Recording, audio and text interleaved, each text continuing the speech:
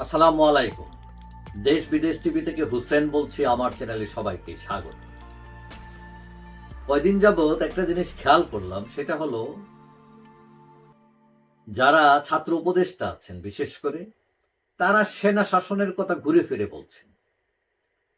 তারা বলছেন, যেমন নাহিদ ইসলাম বলছেন যে সেনা শাসন আসার কোনো সুযোগ নাই। আবার একই কথা উপদেষ্টা মাহফুজ আলম চাঁদপুরের জনসভায় বলছেন যে সেনা শাসন আসার কোনো প্রেক্ষিত নাই। তো তারা সেনা শাসন নিয়ে তো কথা বলছেন কেন?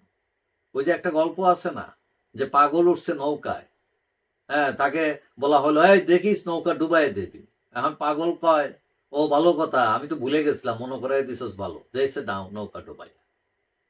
তো এখন তারাও এরকম, যে সেনাবাহিনী তারা তারার কাজে ব্যস্ত, অযথাই গিয়ে তাদেরকে, না সেনারা আসবে না, সেনারা আসবে না, মানে তাদেরকে মনে করাই দিতেছে।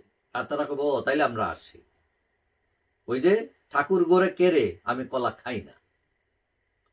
এখন অতীতে আমরা সেনা শাসন দেখেছি, আমাদের দেশে রক্তপাত দেখেছি, গণতন্ত্রের শূন্যতা দেখেছি। সেনা শাসন যদি ভালো হতো, তাহলে তো ডেমোক্রেটিক গভর্নমেন্টের দরকার হতো।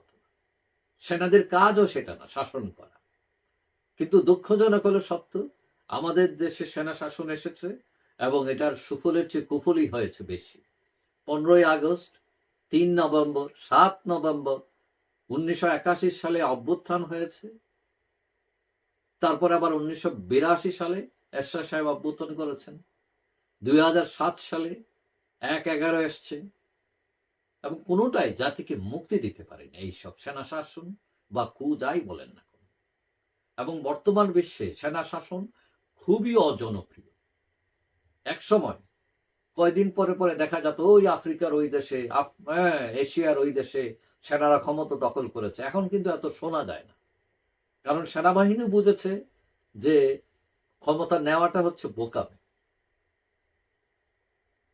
এবং এইটা বুঝে আমাদের সেনাবাহিনী, তারাও কিন্তু চাইলে 5 আগস্ট ক্ষমতা নিতে পারত, কিন্তু তারা নেয়নি। কারণ তারা এটা বুঝেছে যে এটা তাদের কাজ না। এখন ছাত্র উপদেষ্টারা কথায় কথায় সেনা শাসনের সম্ভাবনার কথা বলছেন। কেন বলছেন যে সম্ভাবনা নাই নাই নাই? নাকি এটা দিয়ে একটা ইস্যু তৈরি করতে চাচ্ছেন তারা, না এখানে কোনো ফায়দা আছে? সেনাবাহিনীকে ইতোমধ্যে ম্যাজিস্ট্রেসি ক্ষমতা দেওয়া হয়েছে, তারা সরকারকে বিভিন্নভাবে সহযোগিতা করছে। এখন তাদের যে কাজ, তাদের কাজ তাদের করতে দেওয়াটাই ভালো। ওই যে কথায় আছে না, বনেরা বন্যে সুন্দর, শিশুরা মাতৃক্রুরে। সেনাবাহিনী তার সেনা ছাউনিতে সে ভালো, তাকে সুন্দর দেখায়। সে রাজপথে নামবে কেন? সে পলিটিক্সে ইন্টারফেয়ার করবে কেন? পলিটিক্স তো তার কাজ না, এটা পলিটিশিয়ানরা করবে। এখন পলিটিশিয়ানরা যদি কথায় কথায়, না সেনাবাহিনী আসবে না, প্রেক্ষিত নাই, পটভূমি নাই, তো তারা কি বলছে আপনাদেরকে যে না আমরা আসতে চাই? তা আপনি এগুলো বলছেন কেন?